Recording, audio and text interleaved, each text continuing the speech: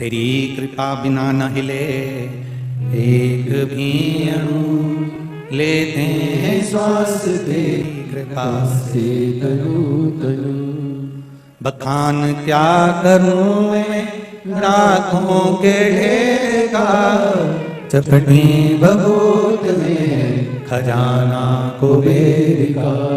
ये हमारा विश्वास है, हमारी दृढ़ता, ये हमारा मन का भाव, ये हमारा विश्वास प्रबल है, हमारी दृढ़ता प्रबल है। हम शिव भक्ति में लगे हैं, भगवान शंकर के स्मरण में लगे हैं, हम भगवान शंकर की भक्ति का रसतत्व ग्रहण करने में लगे हैं। फिर कहूंगा मैं आपको, आप मंदिर भी नहीं जा सकते भगवान शंकर के, तो उसके द्वार के सामने से निकल कर चले जाए। और यदि आपके घर से, आपकी दुकान से, आपके व्यापार वाली जगह से आप कहीं निकल कर जा रहे हैं, मंदिर अगली गली में है और मौका मिल जाए कि हम मंदिर के द्वार तक भी नहीं जा पा रहे हैं, तो मंदिर के शिखर का दर्शन कर लीजिए, उसमें भी आपका कल्याण निश्चित है, उसमें भी आपका कल्याण निश्चित है। आप उसका दर्शन करें। जितने व्रत, सारे वेद पुराण शास्त्र उठाकर देखिए, जितने व्रत आप करते हो, जितने व्रतों को आप धारण करते हो, जितना दान आप करते हो, जितना आप पुण्य करते हो, ये सारा दान, ये सारा पुण्य, ये सारा व्रत, हो सकता है कि तुम्हारे मरते मरते तक, तुम्हारे प्राण छूटते छूटते तक ये सारा पुण्य समाप्त हो जाए।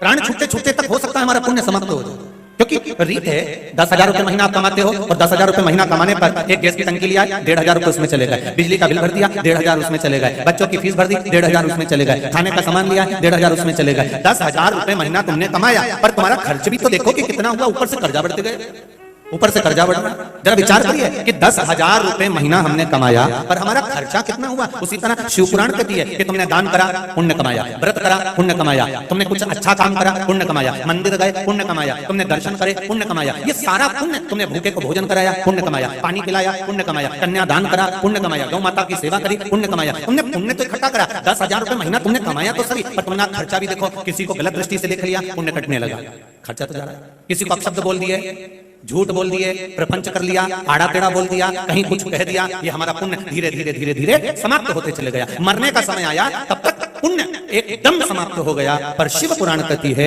कि तुम्हारा करा गया व्रत, उपास, दान, पुण्य सब समाप्त हो सकता है, पर शंकर भगवान पर चढ़ाई हुई एक बेलपत्री और एक लोटे जल का पुण्य कभी समाप्त नहीं होगा।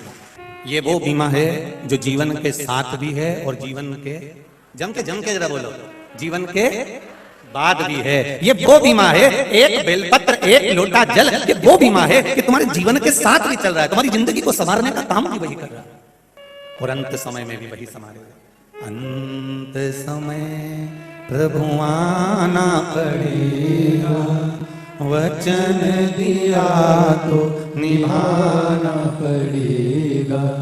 आए ना आए प्रभु कुटुंब कबीरा, अंत समय प्रभु आना पड़ेगा, वचन दिया तो निभाना पड़ेगा। हे मेरे भोलेनाथ, अंतिम बिंदु में, अंतिम चरणों में आपका आना जरूरी है।